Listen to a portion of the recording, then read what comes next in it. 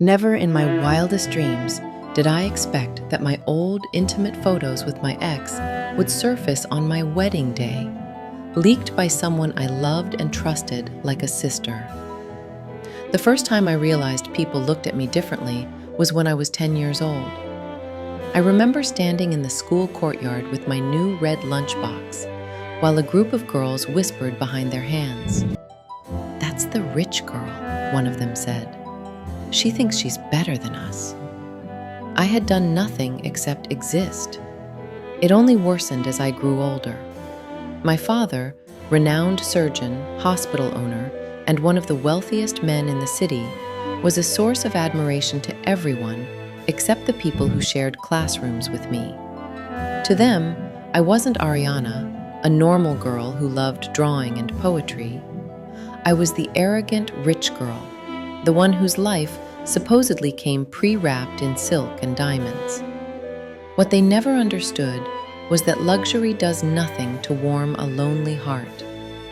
By the time I was 25, I had learned to smile politely through the envy, to walk with quiet grace, to pretend I didn't hear the whispers.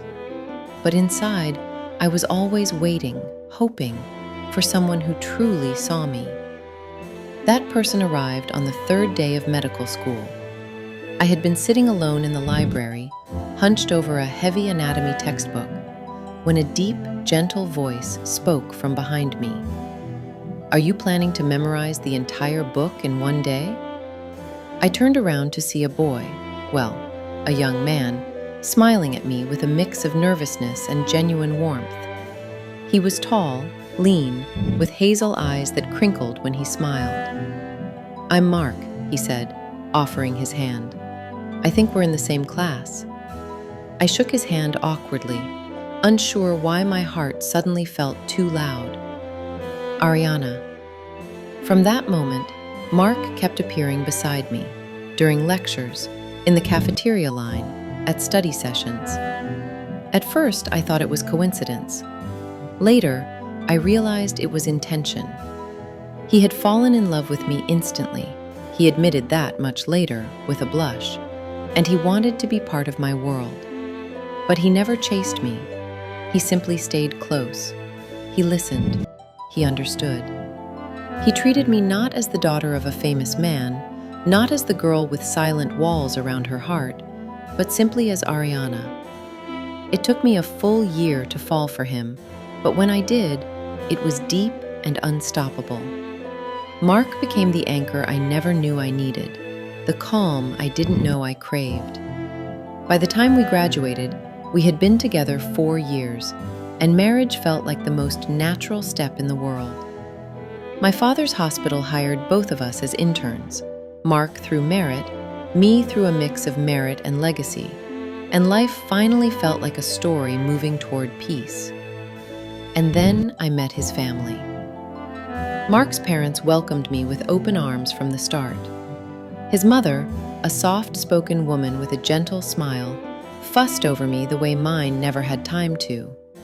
His father, a man of few words but meaningful looks, nodded approvingly whenever I spoke. But the person I noticed most was Stella, Mark's sister-in-law. She was beautiful in a sharp, exhausted way, like someone who had forgotten she was allowed to rest. Her hair was tied back in a messy bun, her blouse slightly wrinkled from chasing after her toddler son. Her husband, Mark's older brother, lounged on the couch, uninterested, scrolling through his phone. I later learned he didn't work at all. Stella's eyes scanned me from head to toe, not with admiration, with calculation. But she said nothing negative. In fact, she barely spoke to me that first dinner, only nodding politely when I tried to start conversations. I brushed it off, thinking she was shy or tired. The next day, she called. "Would you like to go shopping?" she asked, sounding unusually cheerful. "Just us. You know, girl time." I agreed, delighted. I wanted so badly to be accepted. Shopping turned into regular meetups. Meetups turned into long conversations. Over time, I began seeing her as a sister, someone I could trust, someone who understood the pressure of being a woman in a world that asked too much and gave too little. She opened up about her struggles, her difficult childhood, her financial pressure, her resentment toward her husband's irresponsibility. I felt sympathy, even admiration for her strength. Maybe that was why, one rainy afternoon in her living room, I made the worst mistake of my life. I shared my past with her. The words spilled out slowly at first, then all at once. The story I had buried deep beneath years of silence and shame. I told her about Adam, the charming 25-year-old neighbor who had swept 15-year-old me into a world I didn't understand. About how he had taken intimate photos of us when I was 16. About how he used them to blackmail me, to take money from me, to trap me in a twisted relationship that lasted 3 painful years. About how he hurt me, how he controlled me, how I finally escaped when I turned 18 by deleting the photos from his phone and leaving him behind forever. Stella listened quietly, nodding, frowning at the right places. When I finished, she hugged me and whispered, "You're safe now. With Mark, you're safe." I believed her. I trusted her. And for 2 whole years, she carried that secret like a venomous snake hidden beneath a warm blanket. If I had looked closely, I might have noticed the cracks in her sweetness, how her eyes narrowed when Mark's mother complimented me, how her fingers clenched when Mark brought me roses, how she stiffened whenever his family praised my kindness. But I didn't look. I didn't suspect. Because when you love someone like family, you never imagine they are sharpening a knife behind your back. By the time my wedding month arrived, I thought I was living the perfect life. Mark's family adored me. Mark was my home, my heartbeat. Stella was my closest female friend. Nothing in the world hinted at the storm that was hiding on the horizon.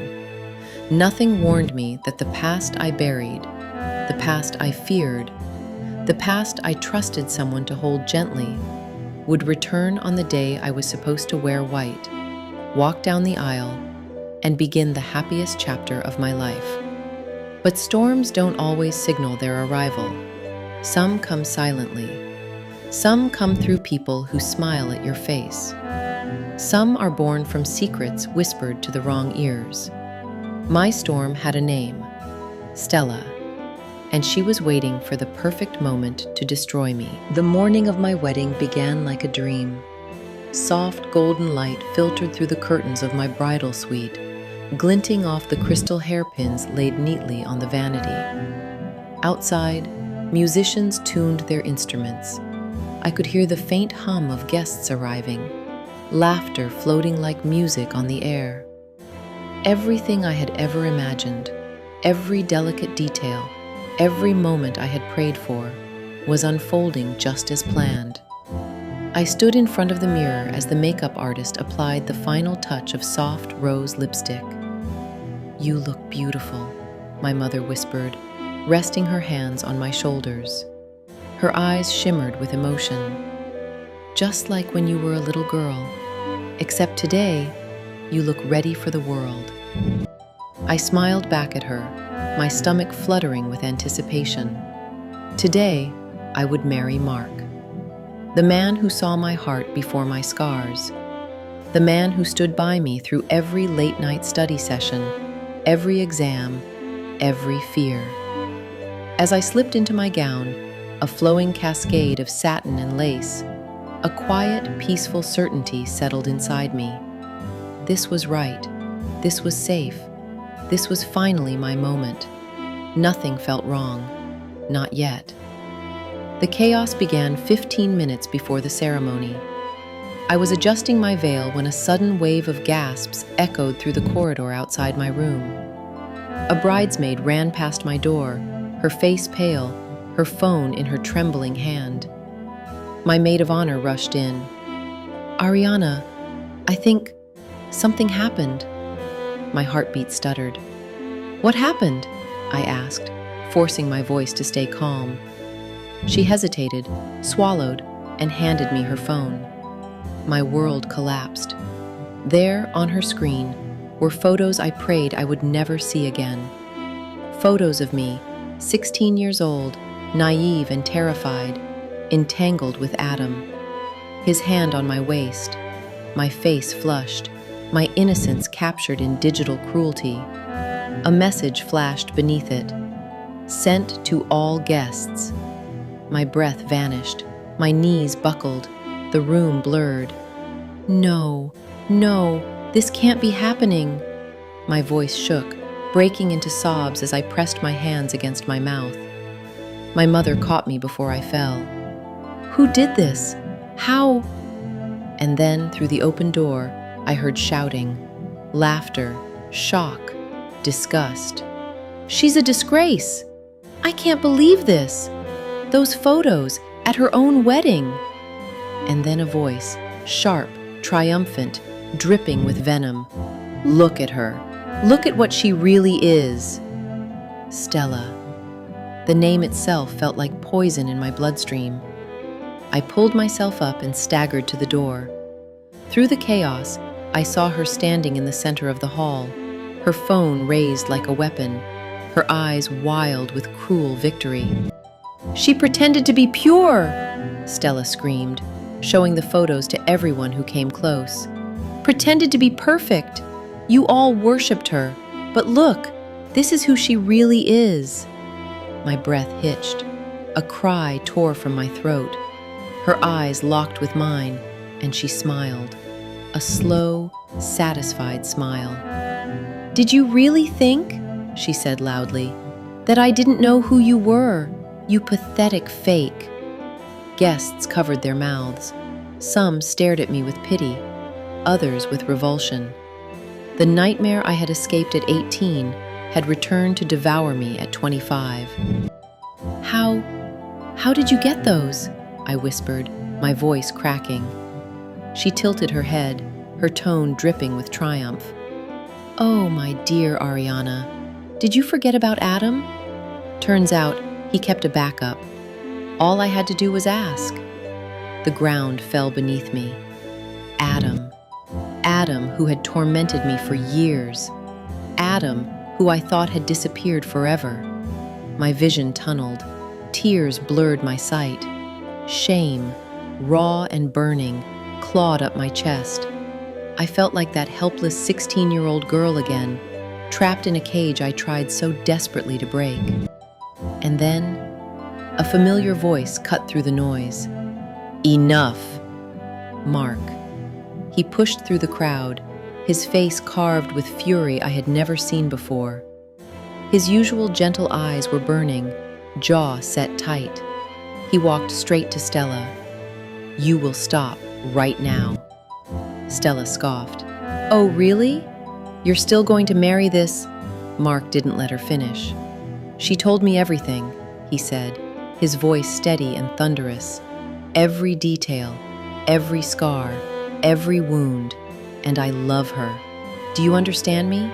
I love her. The hall went silent. She wasn't guilty, he continued louder. She was a child, a victim, and what you've done here today is unforgivable. Stella's eyes widened. She hadn't expected him to know. She hadn't expected him to stand beside me with this much fire. She deserves happiness, Mark said, his voice trembling. And today is her wedding day, not a stage for your jealousy. Gasps filled the room. Stella's face twisted with rage. You can't pick her over your own family. Mark stepped closer until they were inches apart. Watch me. He motioned to security, my father's staff, and pointed directly at her. Take her out. Mark! Stella shrieked, struggling as two men approached her. You'll regret this. Your whole family will regret. She didn't finish. The doors slammed shut behind her. Silence fell again. Mark turned toward me, his expression softening instantly. He walked straight into my shaking arms and held me tightly, whispering, I'm here. I'm not leaving. You're safe. Tears flooded down my cheeks. Safe. I finally felt safe.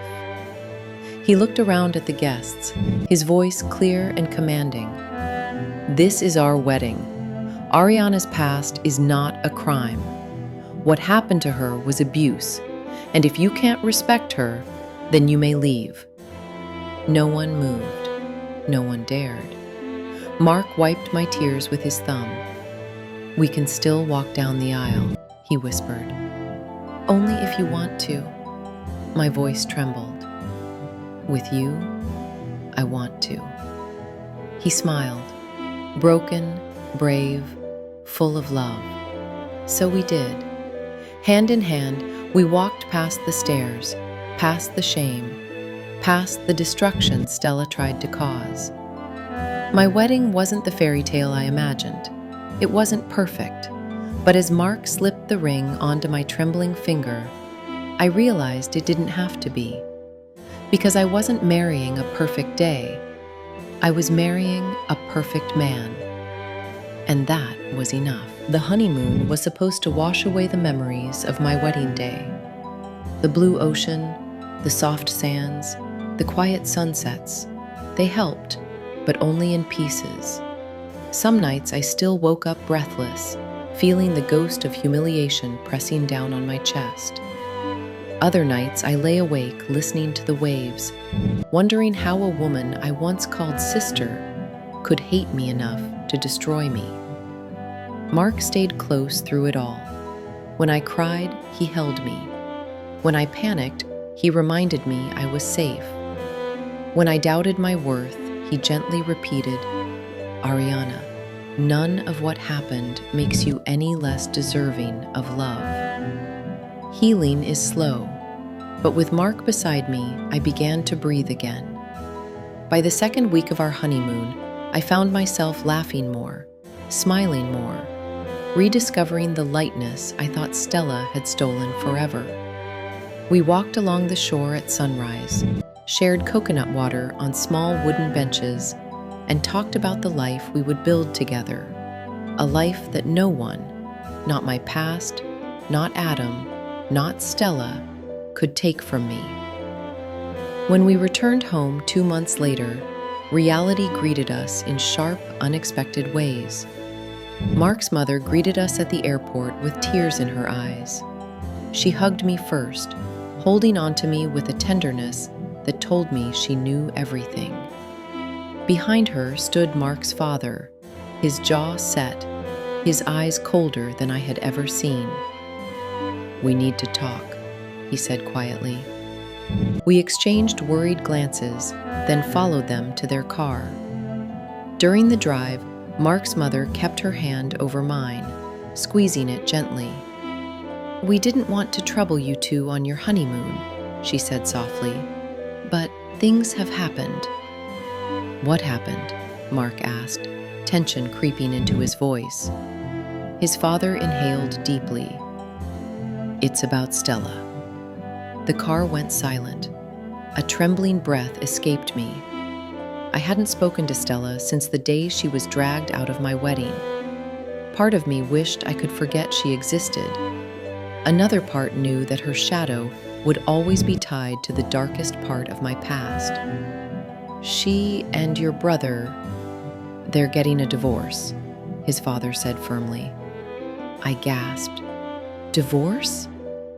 Mark's mother nodded, her expression clouded with sadness and disappointment. Once everything came to light, how she contacted that man, how she planned all of it, how she tried to break your marriage, your brother couldn't defend her anymore. Mark let out a humorless laugh.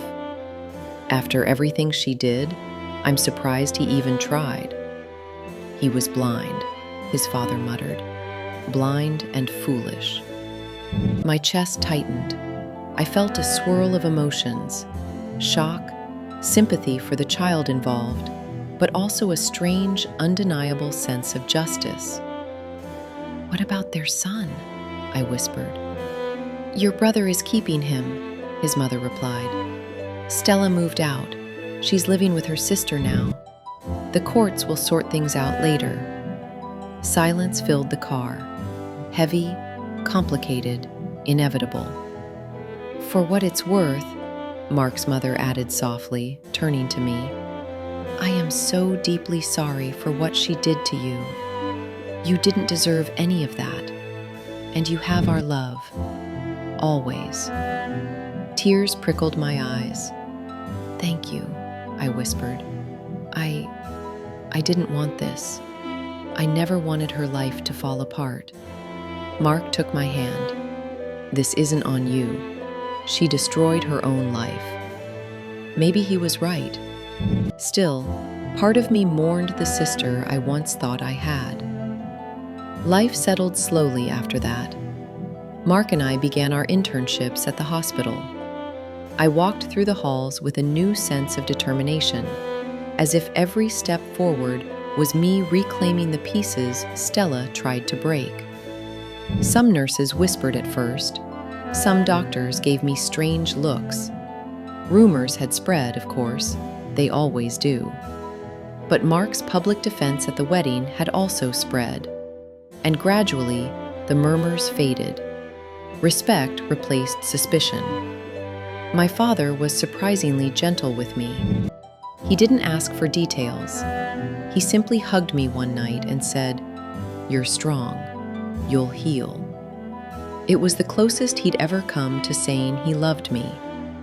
As for Adam, he vanished. Whether he feared legal consequences or simply realized he'd lost his last chance to control me, he disappeared like shadows at dawn. I never heard from him again. Stella, though, I heard bits and pieces. She tried begging for forgiveness. She tried making excuses. She cried, screamed, blamed everyone except herself. But nothing worked. Mark's family refused to let her back. Her marriage crumbled. Her reputation shattered. She had wanted to ruin my life. Instead, she unraveled her own.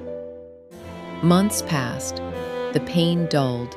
The wounds turned into scars, visible only to me. One evening, as Mark and I sat on the rooftop of my family home, watching the city lights flicker like fireflies, he wrapped an arm around me and said, "Do you regret marrying me, with everything that happened?"